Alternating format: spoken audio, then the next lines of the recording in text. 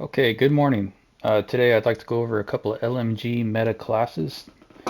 Since the several updates, there have been many viable options for pretty much anybody to use depending on their fighting style. So I'd like to go into a few of the LMGs that I like using in the different types of builds.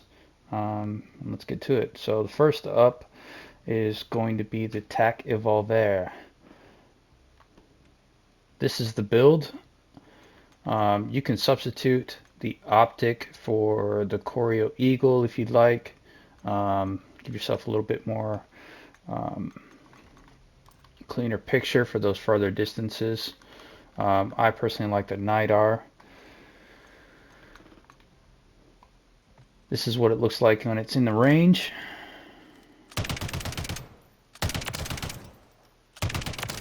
Little to no recoil. Pretty easy to control.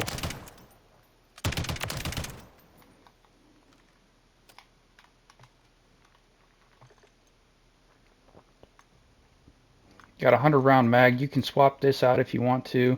A lot of people are running the 100 round 5.56. That's for tack stance. I'll go ahead and show you that as well. Tack stance since the new update has been meta. They buffed the tack stance to something that pretty much slays on impact. No matter at what range you're at, tack stance is going to take out your targets with zero to no recoil from further distances. I mean, that's pretty insane right there. It's fast TTK. The movement is pretty fast while you're in tack stance.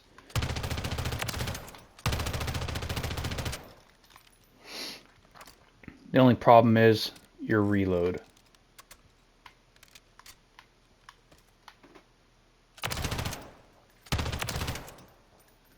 I mean, even out to 75 yards,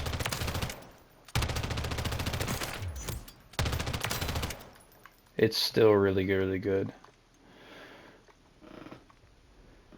The Pulmiot, that was meta when Season 1 first came out. You have this conversion kit that everybody was liking to use. Um,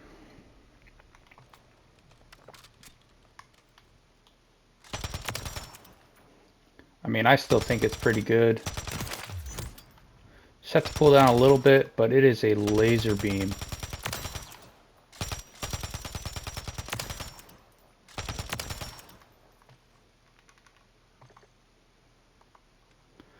Here's the build on that. We got the Spirit Fire Suppressor, Bruin Heavy Support Grip, 200 Belt Mag, Choreo Ego, and this is the conversion kit, the Annihilator Pup.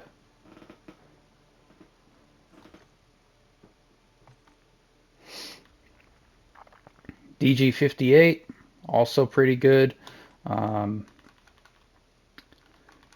this is one that I was using during my grind for Interstellar.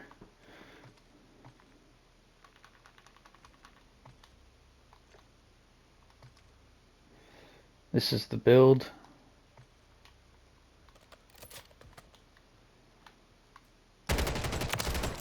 Another laser beam.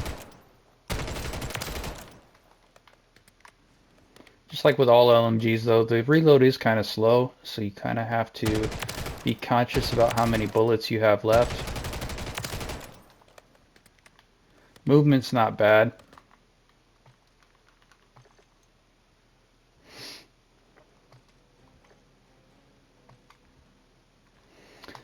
Attack Eradicator. You can use this like you can for a AR. Personally, I like the iron sights the best. We got the Spirit Fire Suppressor again.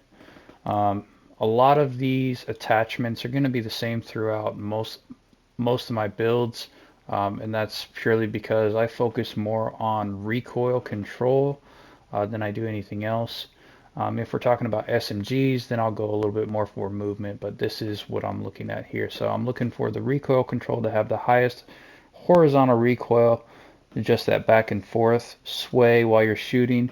The vertical recoil and that gun kick.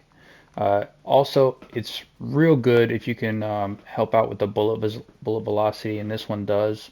The sonic suppressor does as well, but then the recoil is kind of down. And these are going to change throughout each class that you're using. They're not same across the board. We get the nullifier light barrel. We'll put this on a little bit for movement, accuracy, and handling. See the sprint to fire speed over on the bottom right. It's 240 milliseconds. That's really good for an LMG. Now, there's some controversy I've been having with me and some of the guys that I play with, and that's whether or not the Bruin Heavy Support Grip is the best versus the Merc.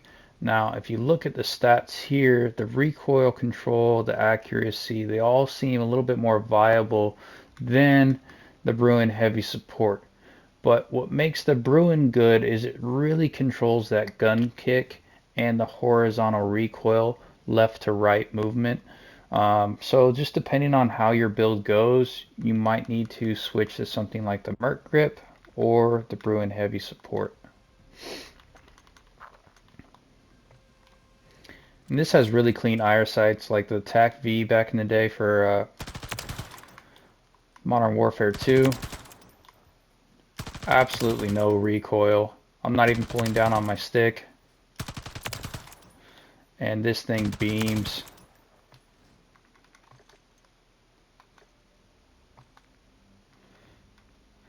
The Holger 26 actually got a buff, and it is expected to get a conversion kit mid-season for Season 2. Right now, this is kind of the build that I'm going with. I got a 100-round mag. I've got this Morn 20 grip. This controls the recoil a little bit. We've got the Corio Eagle, as always, for those further distances. You can switch out the factory barrel for this Corio 6 match. And that's really if you just want the extra movement. The X10 ported is really nice, but a lot of people have been running that Jack BFB for recoil control. I don't really think you need it. And then the only other thing is that Jack BFB took a huge nerf with the bullet velocity. Everything else remained the same on the recoil side, but the bullet velocity is going down 18%. So, I mean, if you wanted to run that, you could, or you could actually just, you could run a suppressor. You don't want to be seen on the map. And we could do, once again, the Spirit Fire suppressor, or you could do for range, you can go with the Sonic suppressor. Either one of those two are very good. We'll throw this on real quick, and I'll show you what it looks like in the range. See, it pulls a little bit to the right, but that's okay. Most of the time, your target's going to be moving anyway, and it's very easy to control. Just a little pull down, and it's just those first couple of shots. The rest of it's really good. And that's pretty much it for all the new MW3 guns. I would not suggest using the Bruin. That got a heavy nerf, or the Pulmiat. I haven't really liked those. They were kind of a pain. They're too slow.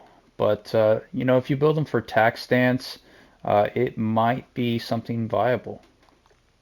Anyway, thanks for watching. If you're going to take a screenshot, make sure that you like and subscribe. I appreciate it, and I'll see you all in the next one.